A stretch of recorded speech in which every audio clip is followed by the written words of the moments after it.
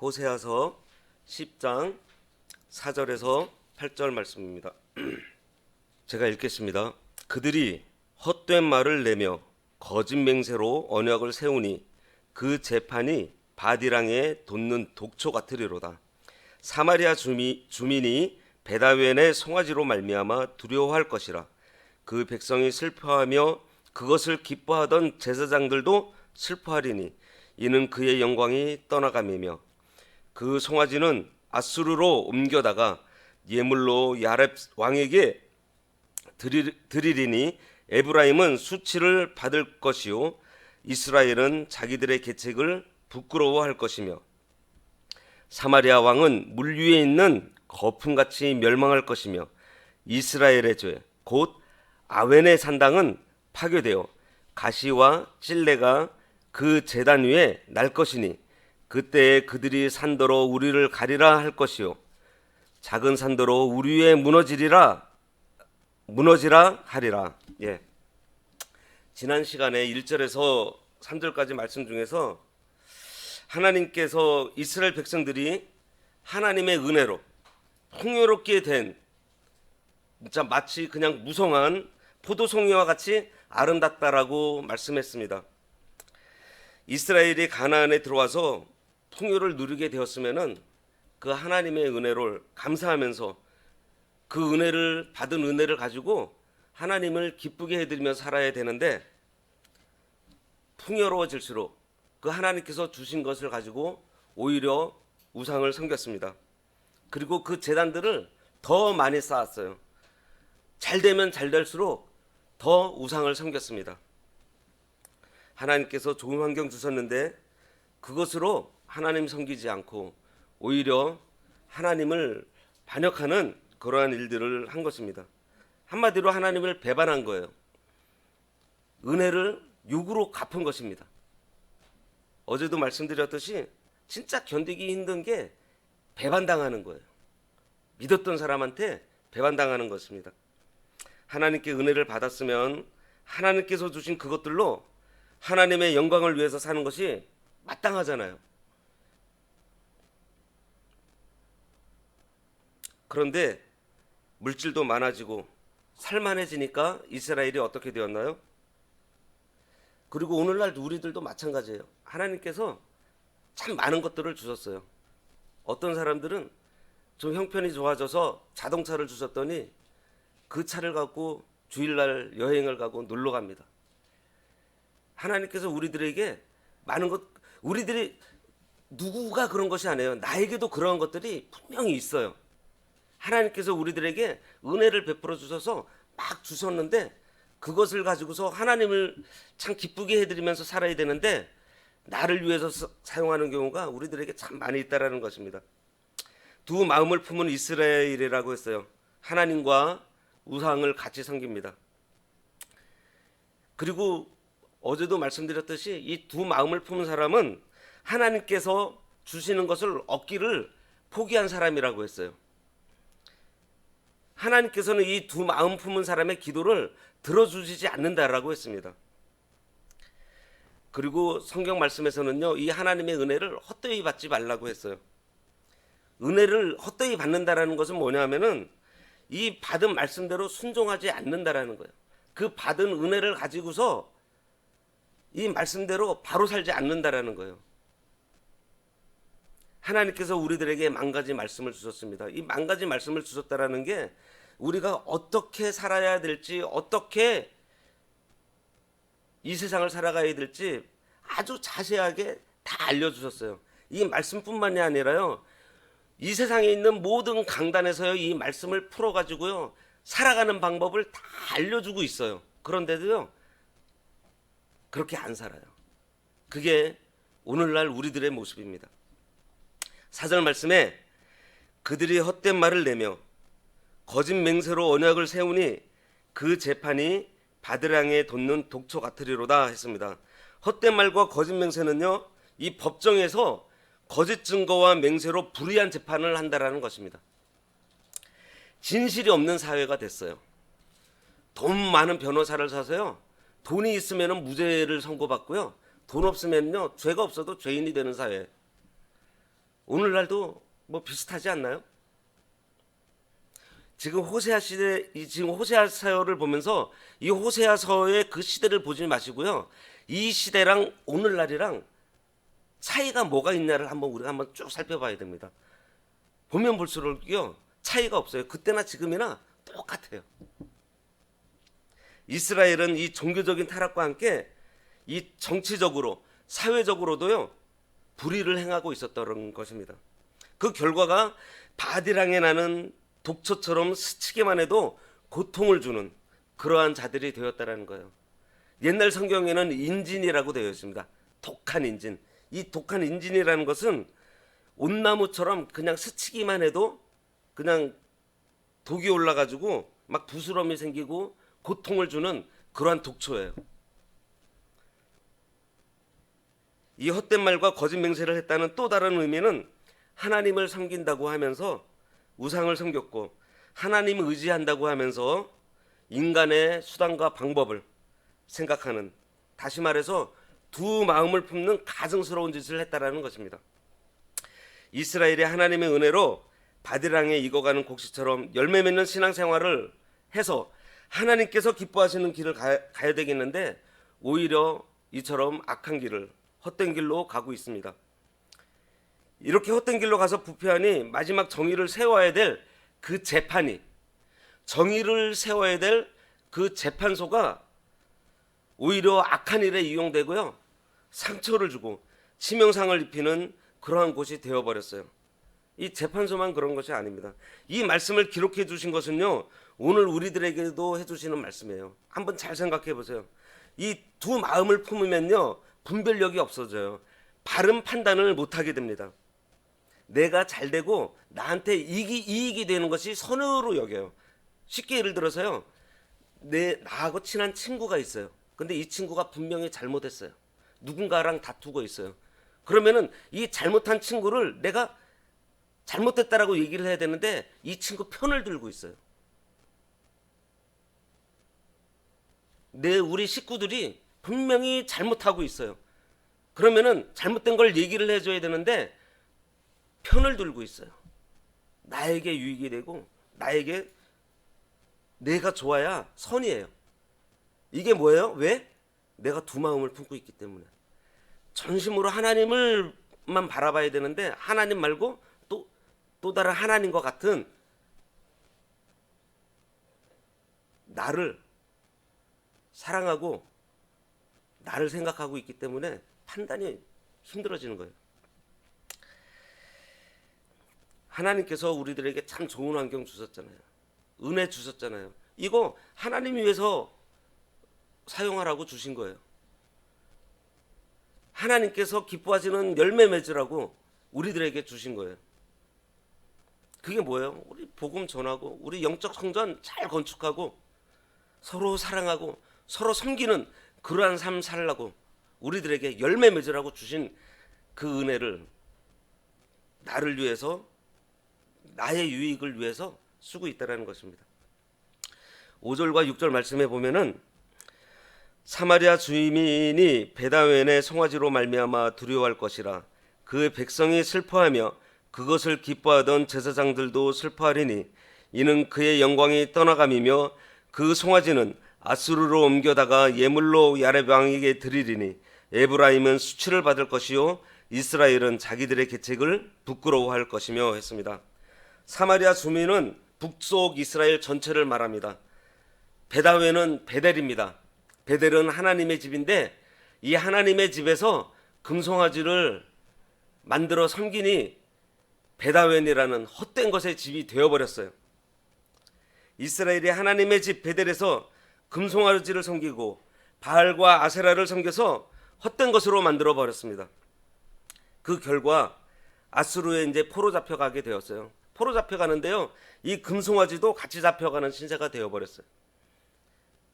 이 금송아지가 참신이면은 이스라엘 지켜줬어야 됐잖아요. 그런데도요 지켜주지 못하고 같이 잡혀갔습니다. 얼마나 어리석어졌는가 하면은 이 일을 지금 보고 있어요. 이 금송아지도 같이 잡혀가는 것을 보고 있는데 그 금송아지를 바르게 섬기지 못해서 그런 일이 있는 줄 알고 오히려 두려워했다는 거예요. 아, 우리가 저 금송아지를 섬기는 데 있어서 부족했나 보다. 이렇게 생각하고 있다라는 거예요. 이스라엘이 그때라도 우리가 우상을 섬겨서 지금 이 일을 당했구나라고 회개하고 돌이켜야 되는데 오히려 지금 자기들이 섬기는 그 금송아지를 뺏겼다고 슬퍼하고 있는 그러한 모습입니다. 신이 아니라는 것이 증명이 되었음에도 불구하고 깨닫지 못한, 이게 왜요? 내가 두 마음을 가지고 있기 때문에 이렇게 어리석어집니다. 제가 아까 말씀 못 드렸는데 오늘 말씀의 제목이 두 마음을 품는 자의 어리석음입니다. 두 마음을 품는 자의 어리석음.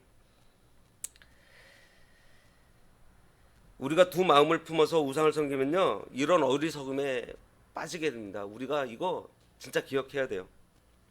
이스라엘 백성들이 신으로 섬긴 그 금송아지가요, 이제 그 아스루 왕에게 바쳐지는 예물이 되어버렸어요. 이스라엘이 자기 생각대로, 자기 소견대로 금송아지를 섬기고 바알과 아세라를 섬기면서 자손을 많이 낳아서 왕성해질 거라고, 또 풍요를 얻을 것이라고 계획을 다 세웠지만은 그 계획은 이룰 수 없는 계획이었고요, 다 수포로 돌아가 버렸습니다. 우리들에게도 마찬가지예요. 우리들도 마찬가지예요. 이스라엘이 자기들의 계책을 부끄러워한다라고 한 것은 이스라엘이 하나님 없이 자기들의 생각대로 금송아지를 섬기고 바알과 아세라를 섬기면서 풍요롭게 될 것, 그것을 꿈꾸면서 살아왔지만은 그 모든 것이, 그 계획이 다 수포로 돌아갔습니다. 그리고 그 일로 오히려 부끄러움을 당하게 될 거라고 말씀하고 계세요. 하나님 없이 세상적으로 아무리 멋진 꿈과 계획을 가져도요, 결국 그것으로 우리는 아무것도 할 수가 없습니다. 오히려 부끄러움만 당하게 될 거라고 말씀하세요. 7절과 8절 말씀에 사마리아 왕은 물 위에 있는 거품같이 멸망할 것이며 이스라엘의 죄 곧 아웬의 산당은 파괴되어 가시와 찔레가 그 제단 위에 날 것이니 그때에 그들이 산도로 우리를 가리라 할 것이요 작은 산도로 우리 위에 무너지리라 하리라. 하나님을 떠난 그 왕의 신세가 물 위의 거품처럼 아무 이제 힘없는 존재가 될 것을 말씀하고 계십니다. 결국 그들의 의지하고 섬기던 우상도 망하고 그들의 왕도 망해버리고 맙니다. 왕이 망한다라는 것은 나라가 망한다라는 거예요. 그때 그들이 산더러 우리를 가리라 할 것이요 작은 산더러 우리 위에 무너지라 하리라. 산사태가 나서 사람이 그 무더기에 깔리면 어떻게 되죠? 그냥 그대로 죽고 맙니다. 이 말씀은요, 아수르의 포로 잡혀가서 죽을 고생하게 될 것을 지금 말씀해주고 계세요. 잡혀가서 모욕을 당하면서 죽을 고생하느니 차라리 그냥 산에 깔려 죽는 게 낫다라고 호소하고 있는 거예요. 이거와 같은 말씀이요, 신약에도 있어요. 누가복음 23장 30절에 보면은 예수님께서 말세에 대해 예언하실 때에요, 그때 사람이 산들을 대하여 우리 위에 무너지라 하며 작은 산들을 대하여 우리를 덮으라 하리라. 또 요한계시록 6장 15절과 16절에도 있습니다. 땅의 임금들과 왕족들과 장군들과 부자들과 강한 자들과 모든 종과 자유인이 굴과 산들의 바위 틈에 숨어 산들과 바위에게 말하되 우리 위에 떨어져 보좌에 앉으신 이의 얼굴에서와 그 어린 양의 진노에서 우리를 가리라고 기록되었습니다. 구약이나 신약이나 하나님의 심판의 원리는 같아요. 이스라엘이 이처럼 하나님에게 징계당하는 이유 우리가 한번 살펴보겠습니다. 사람들은요, 나름대로 이 땅에서 인간과 인간 사이에 어떠한 형성된 그 약속, 맹세로 이어져 있습니다. 그래서 그것을 가지고서 질서를 만들어 가지고 이 세상을 살아가고 있어요. 우리 사람은 죽으려고 살지 않잖아요. 전부 다 살기 위해서 지금 살고 있습니다. 사람은 여전히 내가 살아가기에 살아남을 수 있는 충분한 가치가 있다는 것을 약속, 맹세라는 것을 가지고서 관계 속에서요 맺어가지고 이 세상을 살고 있어요. 그러면서 그것을 가지고 하나님 앞에서 사람 앞에서 자기를 증명을 합니다. 다시 말해서요, 사람은 궁극적으로 자기만 믿어요. 자기만 사랑하고 있고요, 자기만 소망하는 게 우리 사람들이에요. 그래서 누군가와 계약을 하고 약속을 하더라도요, 내가 살 수 있는, 내가 살아야 되는 그것을 중심으로 내가 살 수 있어야지 내가 약속도 하고 거기다 도장을 찍어요. 그것이 우리 사람들의 근본적인, 우리 사람들 관점에서의 원칙입니다. 최종적인 유익이 나에게 돌아와야 내가 생존하는 데에 힘이 돼야 그때 약속을 하고 언약을 맺습니다. 인간은 이런 식으로 해서 다른 사람들과 만나 가지고요, 약속과 맹세로 각종 조직을 구성을 해요. 우리 결혼 생활도 마찬가지잖아요. 혼인 서약부터 시작합니다. 우리 결혼도 약속부터 시작을 해요. 우리 교회에도요 법이 있어요. 약속이 되어 있어요. 어떠한 단체나 회사나 국가나 전부 다 어떠한 법 체계가 다 있습니다. 이게 뭐예요? 약속이에요, 약속. 그것을 가지고서 우리는 이 세상을 유지를 하려고 그래요. 나의 유익을 최대한, 또 내가 살아갈 길을, 내가 살 수 있는 것을 그것으로 인해서 지키려고 해요. 하지만 이 모든 시도들이요, 하나님의 언약의 취지랑 완전히 다르다라는 거예요.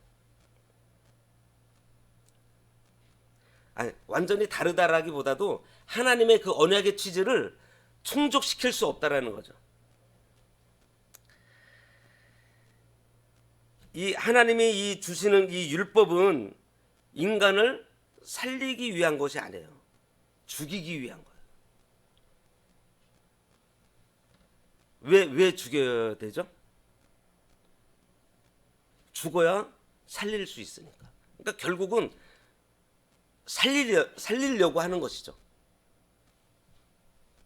죽는 것이 사는 것이다라는 것이 여기에서 지금 말하고 있는 거예요.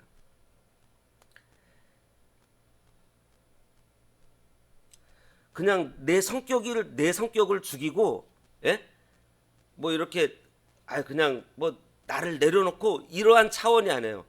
전적으로 나를 부인하는, 아예 내가 없어지는 그러한 것을 얘기를 하는 것입니다. 하나님은 이 율법을 통해서요, 내가 죄인 된 것을 깨닫게 해가지고 나를 완전하게 부인하게 만들려고 하시는 거예요. 그러한 상태를 지금 요구하고 계시는 것입니다. 자, 보세요. 내가 죽고 나면은요, 내가 갖고 있는, 내가 살려고 했던 그러한 약속의 체계가 다 무너져요. 내가 사랑하던 거, 내가 소망하던 거, 내 믿음, 그러한 것들이 무거운 산에 그냥 깔려가지고 꽉 눌려버려가지고 그냥 내가 아예 없어져 버려요. 아무 소용이 없잖아요. 다 박살나버리게 됩니다. 그리고 난 뒤에 하나님께서 이 택하신 자들을 다시 살려내시는 거예요. 그리고 하나님께서 이 택하신 우리를 살려내실 때 우리의 그 사람의 그 존재 가치를 위에서 살려내지 않으신다라는 거죠. 준광이 너가 이랬기 때문에, 너가 어떻게 했기 때문에 나를 위해서 다시 살리신다라는 게 아니에요. 우리 인간은요, 그냥 그 존재에서요, 그냥 사건으로 바뀌어버려요. 우리는 내가 살아갈 때 내가 살아가는 그 인생이 아주 길고 굉장히 오랜 시간이 걸리는 것 같은데요, 하나님의 관점에서 보면요, 우리 인간의 인생은요, 그냥 한 찰나에 그냥 싹 지나가 버리고 없어요. 피조물의 운명이 모두 다 이렇습니다. 그냥 하나의 사건으로 다뤄질 뿐이에요. 우리들은. 예를 들면은요, 창세기 1장 14절에서 18절에 보면은 이런 말씀이 있어요. 하나님이 이르시되 하늘의 궁창에 광명체들이 있어 낮과 밤을 나뉘게 하고 그것들로 징조와 계절과 날과 해를 이루게 하라. 또 광명체들이 하늘의 궁창에 있어 땅을 빛으로 하시니 그대로 되니라. 하나님이 두 큰 광명체를 만드사 큰 광명체로 낮을 주관하게 하시고 작은 광명체로 밤을 주관하게 하시며 또 별들을 만드시고 하나님이 그것들을 하늘의 궁창에 두어 땅을 비추게 하시며 낮과 밤을 주관하게 하시고 빛과 어두움을 나누게 하시니 하나님이 보시기에 좋았더라 했습니다. 하나님께서 첫째 날 뭐 만드셨죠? 빛이 있으라 하셨잖아요. 빛을 만드시고요. 넷째 날 뭐를 만드셨냐면요. 해와 달과 별을 만드셨어요. 우리가 생각할 때는요. 해가 빛을 내는 거로 알고 있잖아요. 근데 해가 빛을 내는 게 아니고요. 빛은 따로 있어요. 해, 달, 별은요. 그 빛을 전달하는 그런 역할만 할 뿐입니다. 해, 달, 별은 영원한 존재가 아니에요. 그것도 하나님께서 창조하신 피조물일 뿐입니다. 그럼 그건 영원하지 않다는 것은 그건 뭐예요? 존재한다라는 기보다도 그냥 한 사건일 뿐이에요.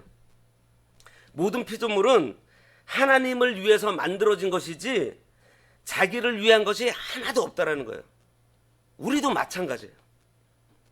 세례 요한이 그는 흥하여야 하겠고 나는 쇠하여야 하리라는 것이 바로 이러한 말씀이에요. 우리가 이 세상을 살아갈 때요. 피조물로서 살아가는 거. 하나님만 나타나야 되고 나는 아무것도 아니라는 거. 나는 어떠한 존재의 가치가 있는 것이 아니라 그냥 하나님의 시간 속에서 그냥 잠깐 있다가 없어지는 사건일 뿐이라는 그것입니다. 하지만 이스라엘은 자기 삶을 우선시하고 그 다음에야 하나님을 거론하면서 그 취지에 맞춰서 이스라엘의 약속의 체제를 구성하고 그 질서로 나라를 버티려고 했어요. 지금 우리들은요. 마찬가지라는 거예요. 이것은 결국 자기 존재를 드러내기 위해서 이런 거 아니겠어요? 피조물로서 하나님의 존재를 드러내는 사건으로서의 기능을 하고 있지를 않고 자기 존재를 드러내려고 했기 때문에 이것이 바로 두 마음을 품는 거예요. 오로지 존재는 하나님만 있는데 그 존재에 나도 같이 서 있으려고 하는 이 두 마음, 이것을 우리가 없애버려야 됩니다.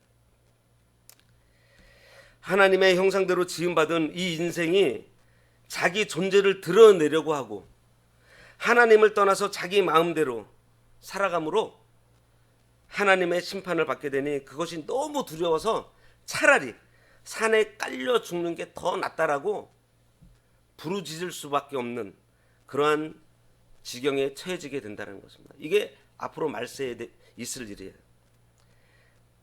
이 구약의 이스라엘이 두 마음을 품어 우상성균죄로 인해 심판받을 때도 그랬지만 말세에 심판받을 때에도요. 그때의 고통도 이렇습니다. 하나님께서 심판하실 때 그 결과를 호세아서에서도 말씀하시고요. 누가복음에서도 말씀하시고요. 요한계시록에서도 계속 말씀해 주고 계세요. 오늘날 이 강단에서도 얘기를 하고 있습니다. 왜요? 계속 얘기해도요. 돌아오지 않으니까. 계속 두 마음 품고 있으니까. 빨리 돌아오라고. 회개하지 않으면은 저 고통 너희들이 당하니까 빨리 돌아오라고, 그 고통 당하기 전에 돌아오라고 지금 말씀하고 계시는 것입니다. 어제하고 오늘 두 마음을 품는 자에 대해서 말씀하셨습니다. 우리가 지금 두 마음을 품고 있지는 않는지 한번 돌아보시고 하나님께서 은혜 주신 그 목적에서 벗어나서 자기를 위해서 살 때에 이렇게 진짜 산을 나를 그냥 짓누르는 그러한 고통을 당할 수 있는,